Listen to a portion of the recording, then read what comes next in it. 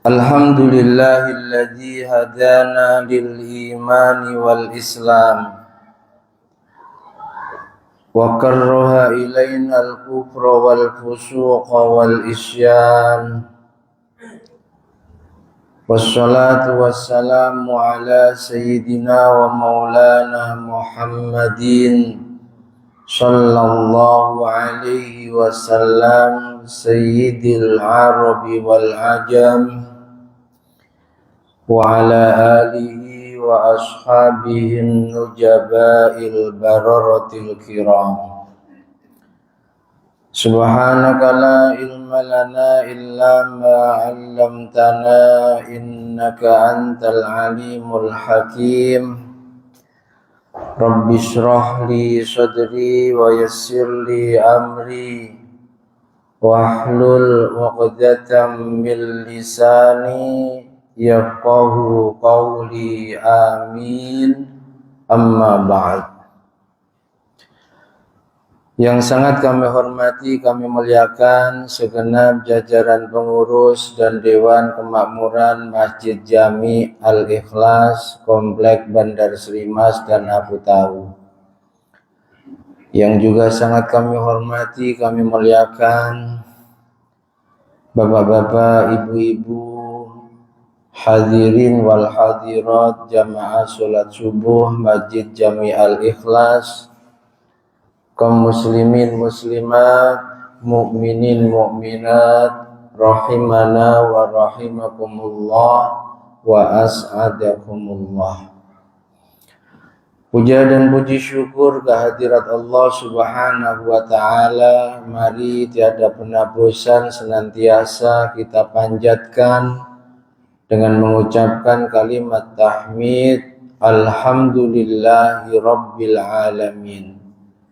Yang sungguh hanya karena limpahan rahmat, limpahan nikmat, terutama nikmatil iman wal islam, juga nikmat kesehatan, pagi hari ini kita bisa menjaga keistiqomahan kita, melaksanakan sholat fardu subuh secara berjamaah, dilanjutkan dengan duduk di majlis ilmu di bulan suci Ramadan setelah sholat fardu berjamaah.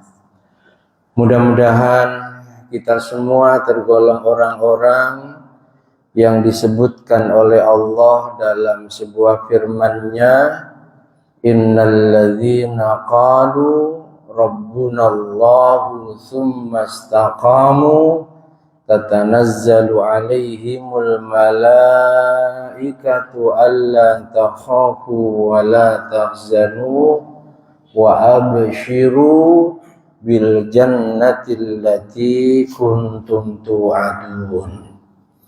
Yang artinya orang-orang yang ahli istiqomah menjaga imannya, istiqomah menjaga amal-amal solehnya, sungguh menjelang kematiannya para malaikat diperintahkan oleh Allah untuk memberi kabar gembira padanya.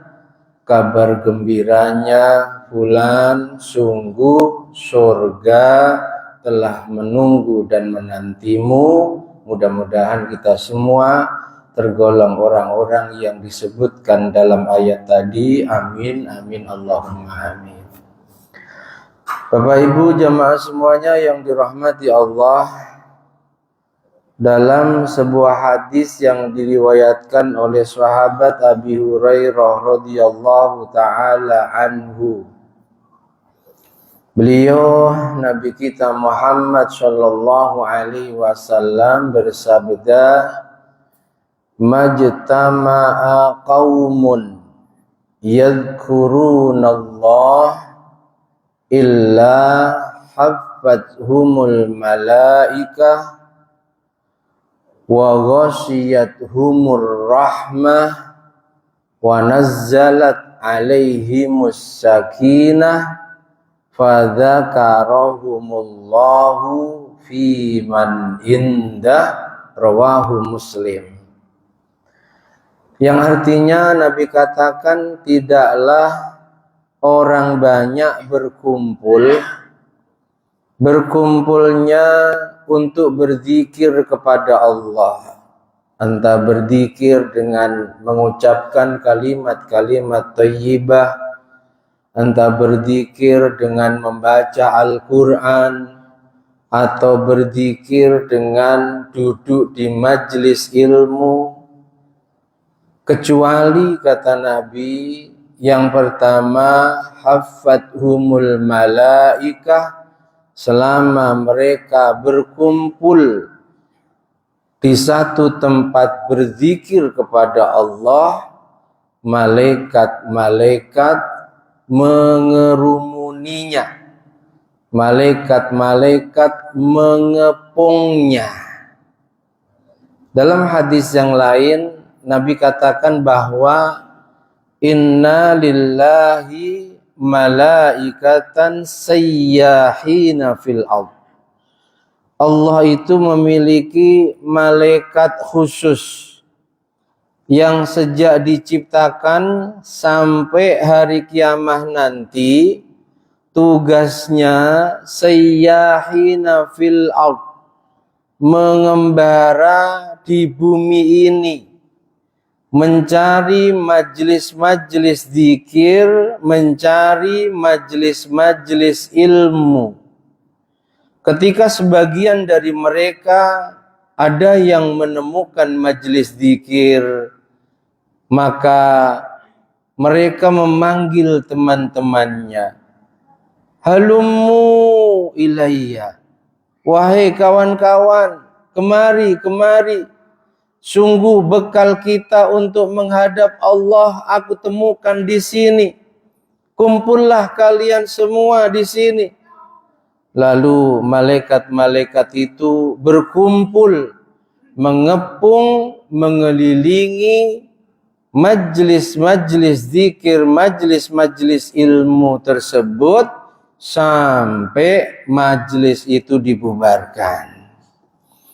Makanya para ulama mengatakan, andai keutamaan duduk di majlis zikir, majlis ilmu ditampakkan oleh Allah, bagaimana ribuan malaikat ikut mengepung majlis zikir, majlis ilmu, dan mereka tidak akan bubar sebelum majlis itu dibubarkan, maka sungguh sesibuk apapun mereka, ketika mendengar ada majlis zikir, majlis ilmu, akan mereka datangi walau kana habu'an, meskipun dengan cara merangkak, bahkan meskipun sampai harus melewati lautan api, ketika mereka mendengar majlis zikir, majlis ilmu, akan tetap mereka datangi.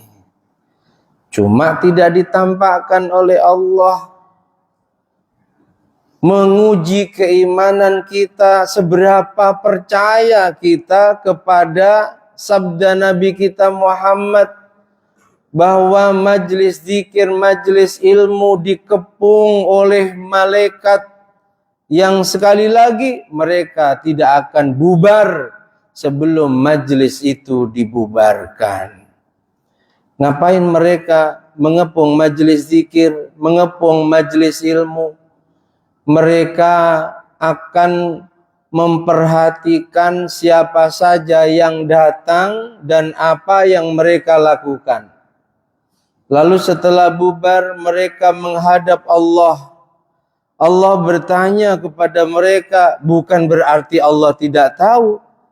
Allah bertanya, hei malaikat-malaikatku, saat kalian meninggalkan hamba-hambaku di majlis tadi, mereka sedang melakukan apa di sana? Lalu malaikat-malaikat ini memberikan kesaksian, wahai Tuhan, sungguh kami semua bersaksi, di sana mereka memujimu, di sana mereka berzikir menyebut asmamu. Apa yang mereka lakukan di majlis itu dilaporkan kepada Allah. Kalau yang dilakukan memang zikir, memang mendengarkan ilmu, ya dilaporkan zikir mendengarkan ilmu. Tapi kalau naudzubillah sebaliknya, di saat yang lain khusyuk mendengarkan ilmu, di saat yang lain semangat berzikir, malah ngobrol sendiri, main HP sendiri, juga dilaporkan. Tanya hati-hati. Lalu Allah bertanya lagi, mereka sampai meninggalkan aktivitasnya, duduk di majelis zikir, apa sebenarnya yang mereka inginkan? Lalu malaikat itu berkata, ya Rabb, mereka ingin surgamu. Allah bertanya, apa mereka pernah melihat surgaku? Kok mereka ingin surgaku? Malaikat menjawab, mereka belum pernah melihat surgamu ya Rabb.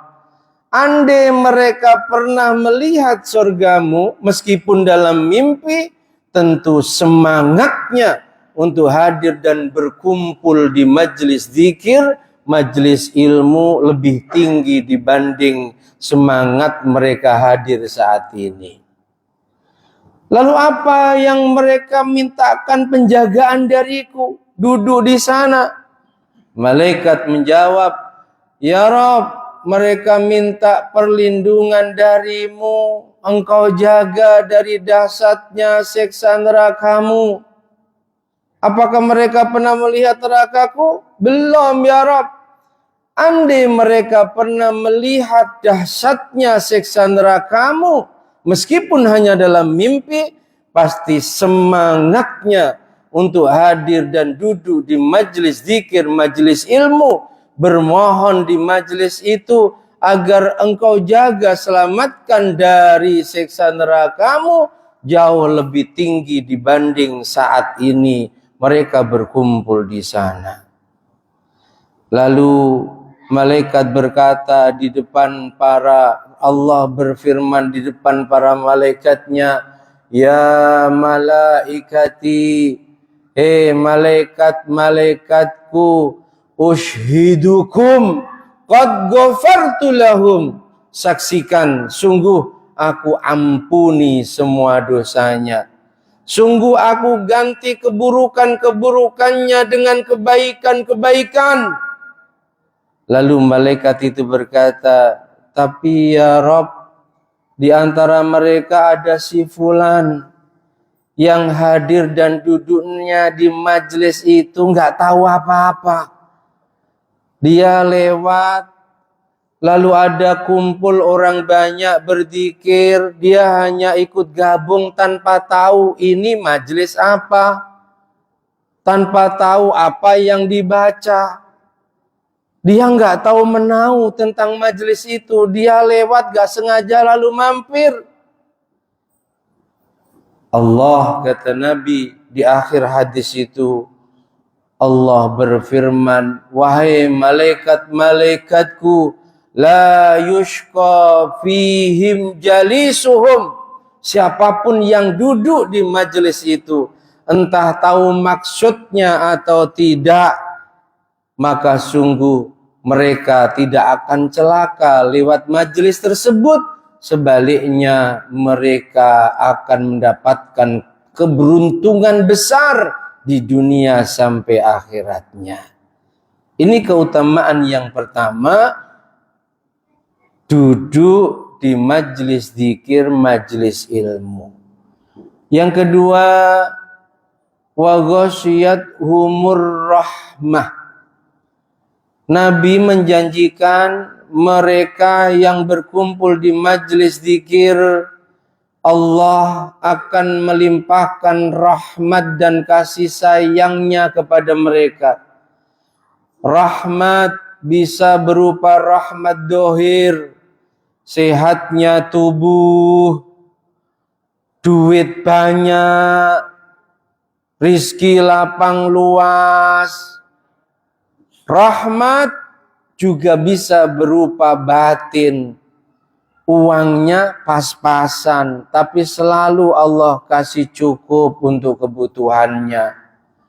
Tidak kaya hidupnya, tapi keluarganya tentrem, hatinya selalu dibimbing oleh Allah, istiqomah dalam menjalankan perintahnya Allah.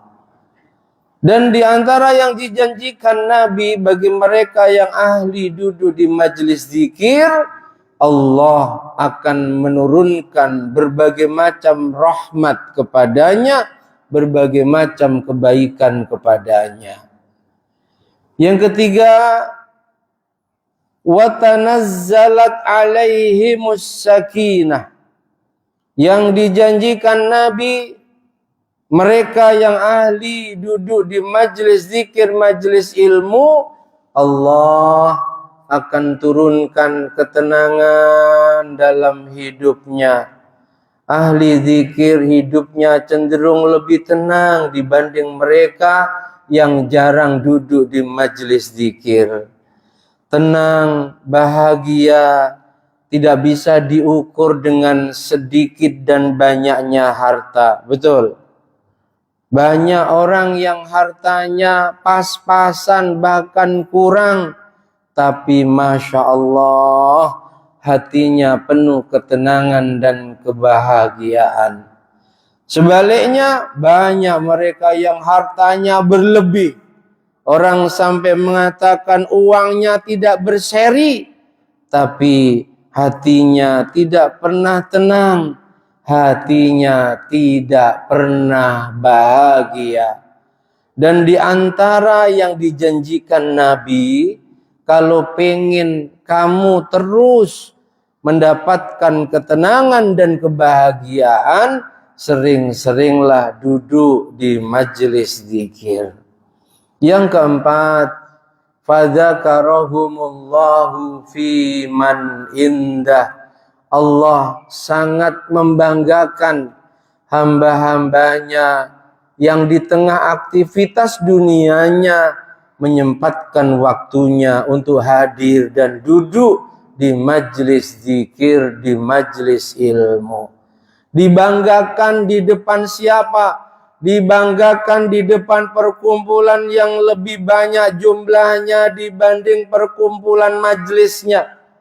Kalau majelis zikir kita yang datang mentok 70 katakanlah, Allah banggakan kita di depan perkumpulan yang jumlahnya lebih dari itu.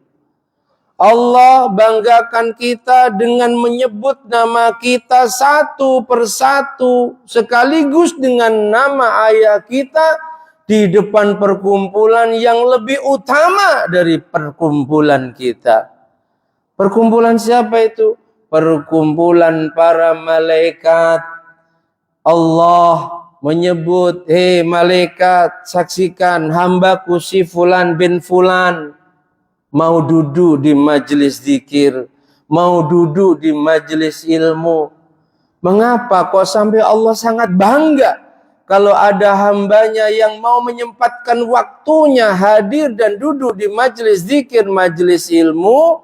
Karena malaikat ini dulu awal Allah umumkan kepada mereka akan menciptakan khalifah di bumi, yakni Nabi Adam dan keturunannya, mereka menyampaikan mosi tidak percayanya. Mereka berprasangka buruk. Paling-paling nanti khalifah yang engkau jadikan hanya akan berbuat kerusakan di bumi. Hanya mereka akan bertengkar satu sama lain, bermusuhan satu sama lain, bahkan saling membunuh satu sama lain. Mending ya Rob, kalau memang engkau mau menciptakan penggantimu di bumi, ambil dari kami saja para malaikat yang selalu mentasbihkanmu dan mensucikanmu. Makanya ketika ada anak cucunya Adam, kita semua ini yang mau menyempatkan duduk di majlis berzikir, banyak menyebut asmanya Allah, mengucapkan kalimat-kalimat thayyibah, Allah sangat bangga. Disebut di depan para malaikat, ingin taubih, ingin meleh-melehkan.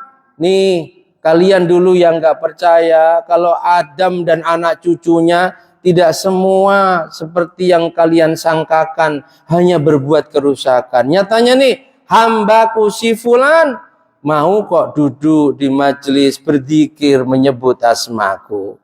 Sehingga sangat beruntung Bapak Ibu jemaah semuanya yang dirahmati Allah, jika kita selalu melawan nafsu kita yang malas, ngajak malas hadir di majelis zikir, kita paksa untuk selalu hadir di majelis zikir. Kecuali 4 keutamaan yang Nabi sebutkan dalam hadis ini, masih banyak keutamaan yang lain. Terlebih ketika berkumpulnya itu, kecuali zikir juga berdoa kepada Allah. Karena Nabi katakan, di antara doa yang sangat mustajabah adalah ketika banyak orang berkumpul, satu yang berdoa, lainnya mengamini doanya. Mudah-mudahan kita semua dimampukan oleh Allah untuk istiqamah hadir dan duduk di majelis-majelis zikir, majelis-majelis ilmu, terlebih di bulan suci Ramadan ini yang pahalanya dilipat gandakan jauh lebih banyak, lebih besar dibanding pahala semua kebaikan yang dilakukan di luar Ramadan, sehingga keutamaan yang dijanjikan oleh Nabi, Allah akan memberikan ketenangan dalam kehidupan kita. Allah akan selalu melimpahkan rahmat dan kasih sayangnya kepada kita, dan Allah benar-benar membanggakan kita di depan para malaikatnya, benar-benar bisa kita peroleh dan kita rasakan baik di dunia yang fana ini maupun kelak di akhirat yang kekal langgeng dan abadi. Amin, amin, Allahumma amin. Demikian, semoga bermanfaat. Ada kurang dan lebihnya mohon maaf. Akhirul kalam, wallahul muwaffiq ila aqwamit thoriq, wal afu minkum. Assalamualaikum warahmatullahi wabarakatuh.